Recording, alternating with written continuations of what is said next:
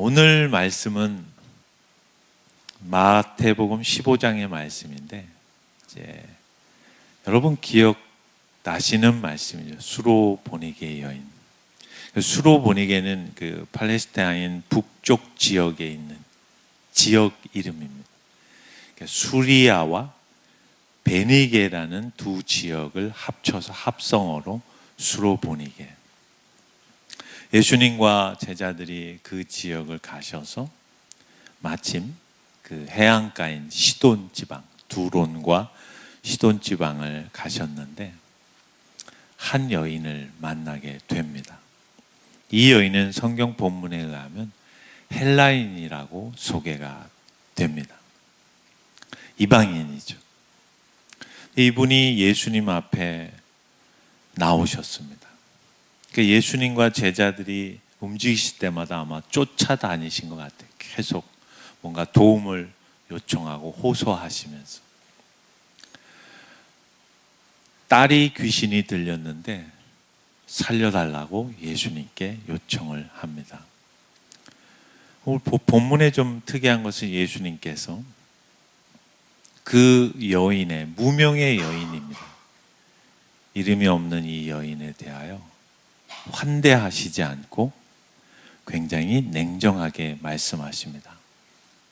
예수님께서 말씀하셨는데 나는 이스라엘의 집의 잃어버린 양 외에는 다른 데로 보내심을 받지 아니하였다. 아직 이방인까지는 나는 나갈 지금 입장이 아니다.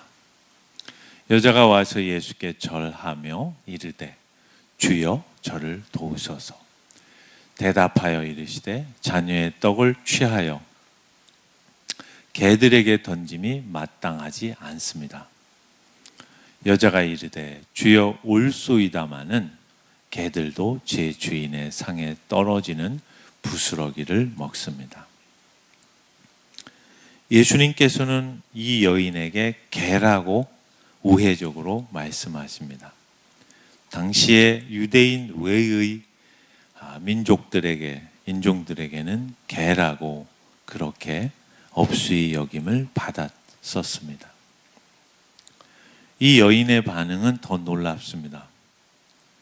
개라고 그러한 업수임 당하는 상황 속에서도 맞습니다. 저는 개입니다. 그런데 말입니다. 주님, 개도 주인이 떨어뜨리는 음식의 부스러기를 먹습니다. 그 부스러기라도 저는 기꺼이 감사로 받을 준비가 되어 있으니 부스러기를 흘려 주시옵소서. 흘려내려 보내주시옵소서. 이런 마음으로 예수님께 말씀과 강청을 부탁드리는 것입니다. 이 본문의 말씀을 통해서 무엇을 우리는 배우고 생각해야 할까요? 라오스에도 흥미로운 그러한 환경이 있습니다. 거기도 개들이 꽤 많습니다. 신기한 것은 라오스의 개들은 거의 짖지를 않습니다. 거의 무슨 초월한 개들 같습니다. 네, 그냥 사람이 와도 설렁설렁 누가 와서 이렇게 쫓아내도 그저 그냥 웬만하면 개들이 짖는데 안 그렇습니다. 그리고 더욱 흥미로운 것은 꼭 음식을 먹을 때 그 사람들의 식탁 주변을 맴돌거나 그 아래로 찾아옵니다. 부스러기를 얻어먹기 위하여. 그 개들을 보면서 오늘 이 마태복음 15장에 이 한 무명의 헬라 여인의 고백을 대입시켜 보았습니다. 여러분, 이 마태복음 15장의 수로 보니게 여인이 등장하는 이 말씀에서 가장 우리가 중요하게 생각해야 할 것은 비교되는 것입니다. 이 본문이 마가복음에도 소개가 되는데 흥미롭게도 그 마가복음에는 좀 더 명확하게 소개가 되는 말씀으로 강팍하고 그리스도를 부인하고 거절하고 그리고 자신들이 가장 우월하다고 생각하는 바리새인들과 대비되는 본문으로 소개가 되고 있습니다. 다 갖고 있습니다. 누리고 있습니다. 갖추고 있습니다. 바리새인들이 그렇습니다.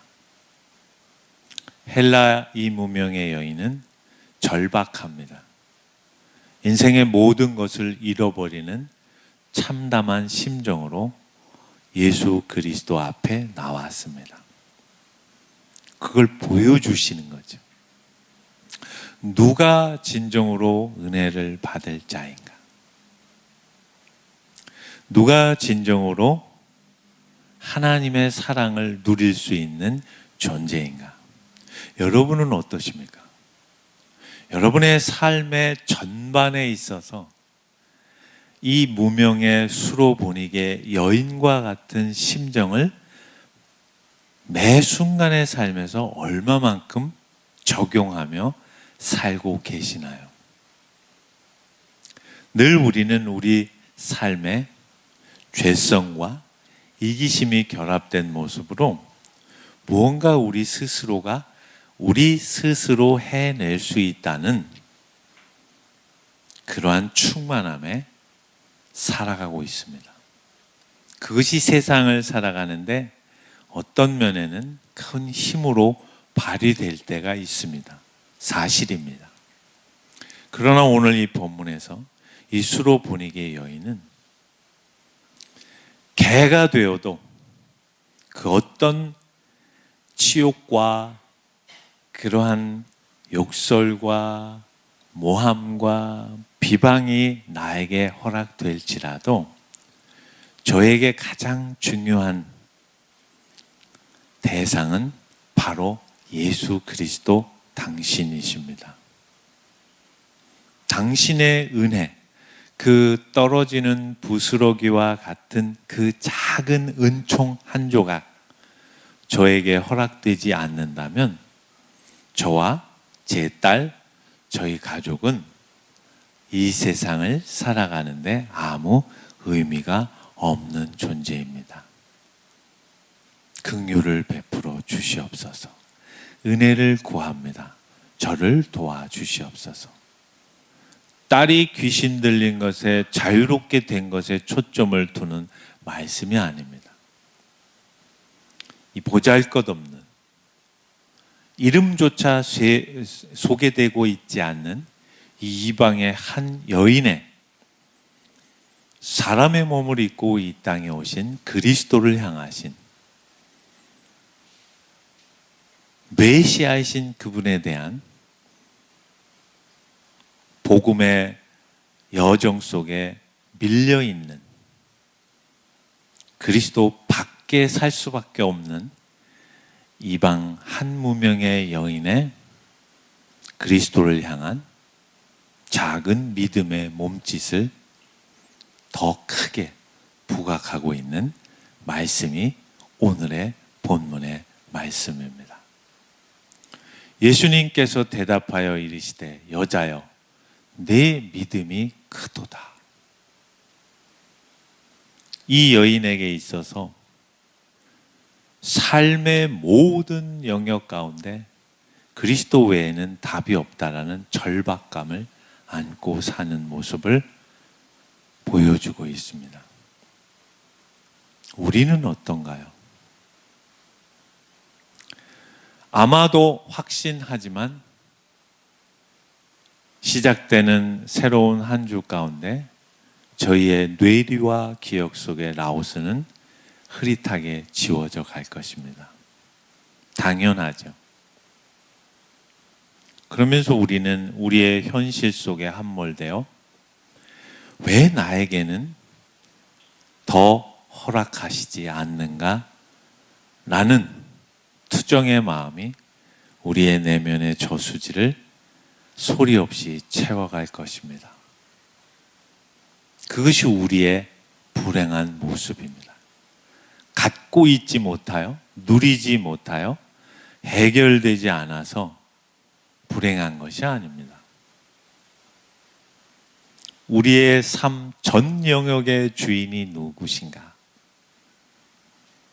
그리고 언제나 빈틈없는 신실하신 손길로 내가 원하는 모습으로 허락지는 않으시지만 하나님께서는 나에게 가장 최선으로 채우시고 인도하시고 함께 하심을 우리 스스로 덮어버리고 사는 것이죠. 아무 일도 없는 것처럼.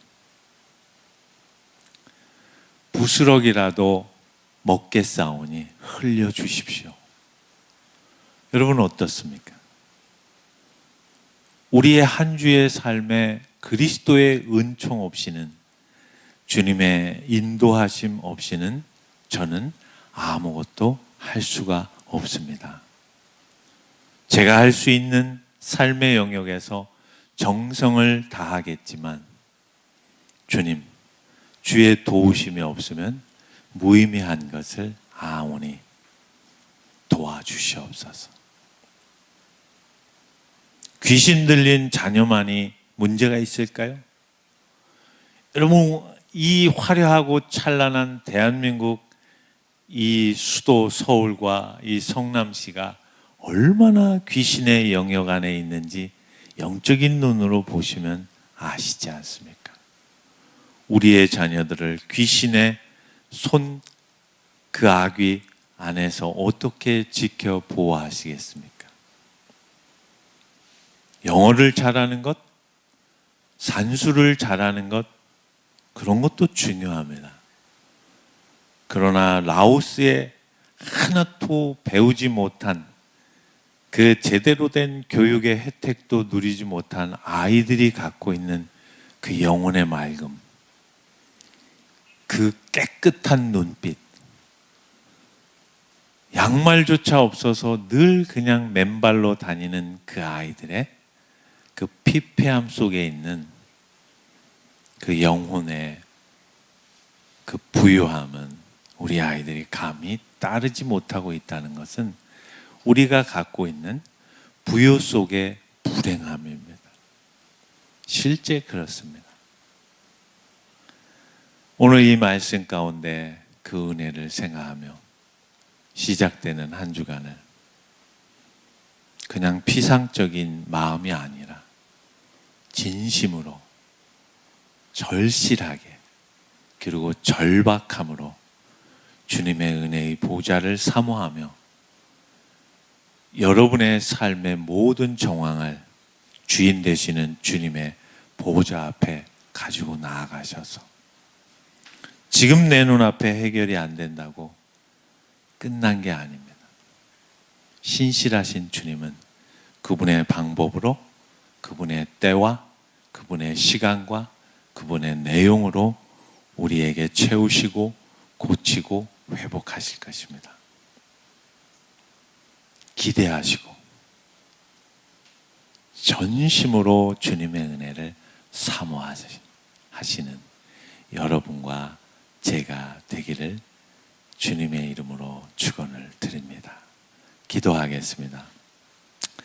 지금은 우리 주 예수 그리스도의 은혜와 하나님 아버지의 극진하신 사랑하심과 성령님의 교통하심과 역사하심이 이 자리에 겸손하게 머리를 숙여 우리의 삶의 진정한 주인이시고 이 세상의 진정한 주인 되시는 성삼위 하나님을 사모하며 부스러기의 은혜라도 갈급한 심정으로 사모하였던 수로보니게 여인의 믿음을 본받기를 다짐하는 우리 모두의 삶 위에 지금부터 영원토록 함께 하실지어다. 아멘.